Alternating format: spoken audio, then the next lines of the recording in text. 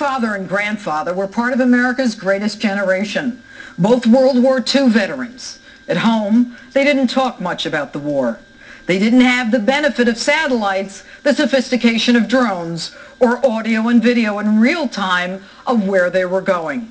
They just went in, did their job, proudly and honorably. Hello and welcome to Justice. I'm Judge Jeanine Pirro. Tonight is a sad night as Americans come to the realization that not only was our ambassador denied the security he needed, but also the CIA was denied the help they asked for during the massacre in Benghazi. And if it weren't so deadly serious, it would be humorous how the Obama administration has pleaded incompetence as their excuse.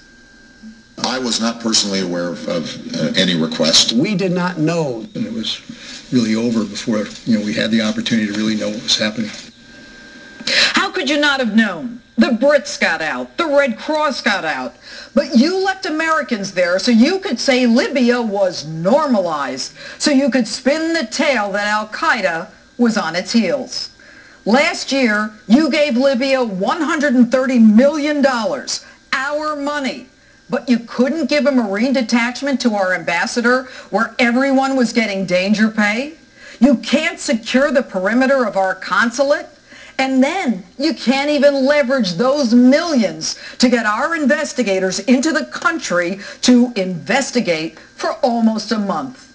And Hillary, you tell the father of the Navy SEAL who pleaded for backup and ultimately gave his life that you're going to arrest the guy who made the video?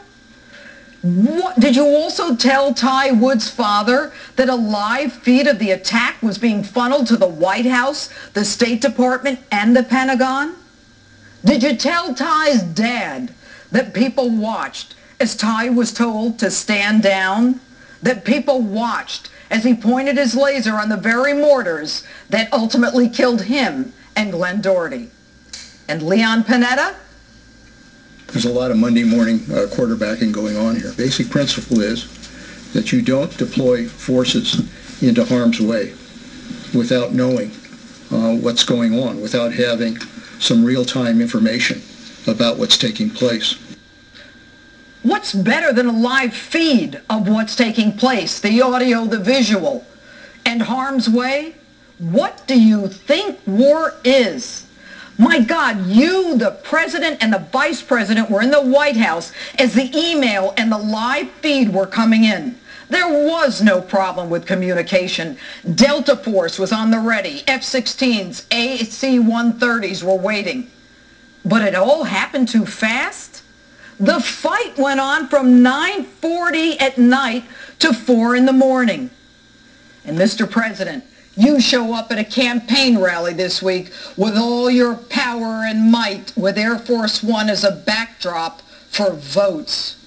Why couldn't you send an AC-130 or an F-16 as a backdrop to protect American lives? And Mr. President, with all due respect to the office you hold, you call your opponent a BSer? My dad, my granddad, and members of America's greatest generation watch you silently, and they know.